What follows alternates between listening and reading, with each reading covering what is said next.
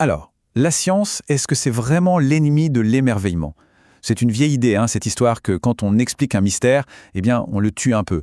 C'est une critique tenace. Et elle a été résumée de façon assez mémorable par le poète John Keats. C'est d'ailleurs son accusation qui donne son titre à notre exploration d'aujourd'hui.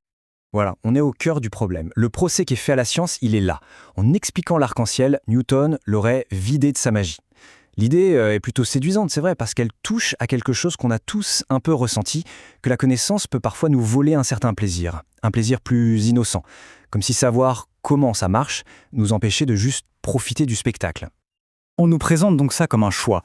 D'un côté, il y aurait la poésie, le mystère, l'émotion pure, et de l'autre, le prisme, l'analyse froide, la dissection. Mais est-ce que cette opposition est vraiment la seule façon de voir les choses? Est-ce que la science et la poésie ne pourraient pas être en fait deux facettes de la même quête, la quête de compréhension? Donc voilà, on a deux chemins qui se dessinent. Le premier, c'est celui de Keats, qui voit la science comme une sorte d'appauvrissement du monde. Et puis, il y a un autre chemin, celui qu'on va explorer maintenant. Un chemin qui défend l'idée que la compréhension scientifique, loin de détruire la beauté, l'enrichit. Elle lui donne une profondeur incroyable. Elle révèle des couches de merveilleux qui sont en fait totalement invisibles à l'œil nu. Bon, pour répondre à cette accusation de Keats, le mieux c'est encore de regarder ce que Newton a vraiment fait.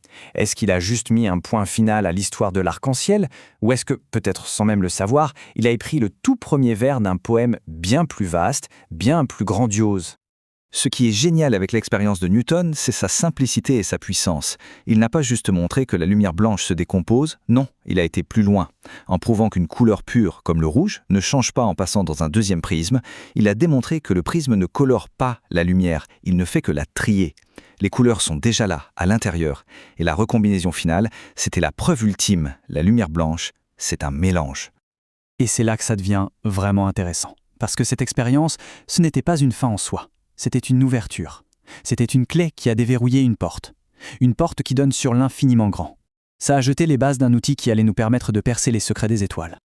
Et cette clé, elle s'appelle la spectroscopie. C'est un peu comme si on apprenait à lire les codes-barres des étoiles. Chaque élément chimique, quand il est chauffé, émet de la lumière avec une signature bien à lui, son propre code-barre de couleur. Et donc, en analysant la lumière qui nous vient des étoiles les plus lointaines, on peut savoir précisément de quoi elles sont faites. Et là, tout un univers s'est ouvert. D'un coup, on a compris que les étoiles n'étaient pas juste des points brillants dans le ciel. Ce sont des fourneaux nucléaires gigantesques qui transforment l'hydrogène en hélium, puis en carbone, en oxygène, bref, tous les atomes qui nous constituent. En détissant la lumière, on n'a pas tué la poésie.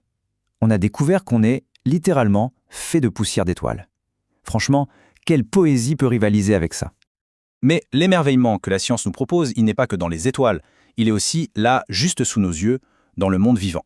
Et parfois, la réalité biologique dépasse de très, très loin les fictions les plus folles. Pensez une seconde à la créature la plus étrange possible. Il y a de fortes chances qu'une version encore plus bizarre existe déjà quelque part dans les profondeurs de l'océan ou au cœur d'une forêt.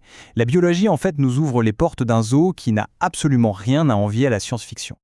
Prenez le calmar, par exemple. Sa peau, ce n'est pas juste une surface colorée passivement.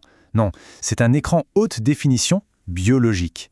Des milliers de pixels vivants, chacun contrôlé par le cerveau de l'animal, pour créer des motifs lumineux hypnotiques qui changent et communiquent ses émotions en temps réel. C'est un spectacle d'une beauté et d'une complexité à couper le souffle. Une véritable œuvre d'art vivante. De la même manière que la science nous révèle des merveilles cachées dans le vivant, elle nous offre aussi une perspective complètement nouvelle sur l'immensité du temps.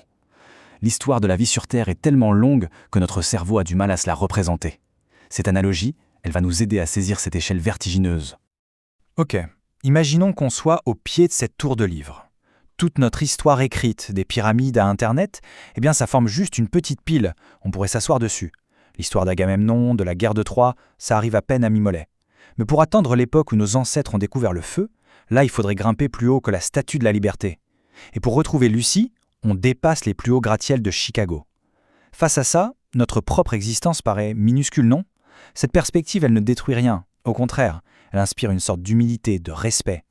Cet émerveillement que la science nous offre, il est profond, il est authentique, il est basé sur des preuves, sur des découvertes. Mais il existe aussi une autre forme d'émerveillement, disons plus superficielle, une sorte de contrefaçon, celle que propose la pseudoscience. Il suffit de comparer l'astrologie, et l'astronomie. L'astrologie, ça peut être réconfortant, ça donne l'impression de pouvoir un peu contrôler son destin. Mais ces affirmations sont vagues, ces bases sont complètement arbitraires. L'astronomie, elle, nous offre quelque chose de bien plus précieux, une compréhension réelle de notre place dans l'univers, l'histoire de la naissance, de la vie et de la mort des étoiles qui ont créé la matière dont on est fait. Le fond du problème, il est là. Les constellations du zodiaque sont une pure illusion de perspective. Ce sont des étoiles qui n'ont rien à voir les unes avec les autres, situées à des distances folles, mais qui, vues de la Terre, semblent former un dessin. Dans 1 million d'années, avec le mouvement des étoiles, ces dessins n'existeront plus. La vraie beauté de l'univers, elle n'est pas dans ces illusions éphémères, mais dans les lois incroyables qui le gouvernent.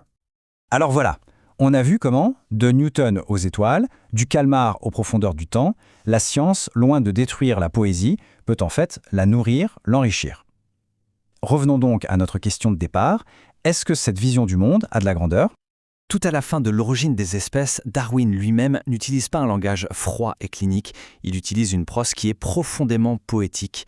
Pour moi, cette phrase, c'est l'une des plus belles expressions de l'émerveillement que la science peut inspirer. Ce spectacle incroyable d'une complexité et d'une beauté infinie qui émerge de lois toutes simples sur des milliards d'années. Finalement, la science et la spiritualité, c'est peut-être 2 chemins qui mènent au même sommet. Le premier est plus escarpé, il demande plus d'efforts, c'est vrai, mais la vue est plus dégagée.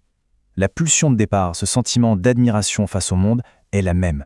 Le mystique se contente du mystère, le scientifique, lui, veut comprendre. Et c'est la réponse finale à Keats. Non, la science n'est pas l'ennemi de la poésie. Elle est sa meilleure muse. Elle lui offre les sujets les plus vastes, les plus profonds, les plus vertigineux. La science ne détisse pas l'arc-en-ciel. Elle nous donne les outils pour voir un spectre bien plus large et infiniment plus beau que ce qu'on n'aurait jamais pu imaginer. La question reste ouverte. Est-ce que la science a le pouvoir de nous faire rêver ?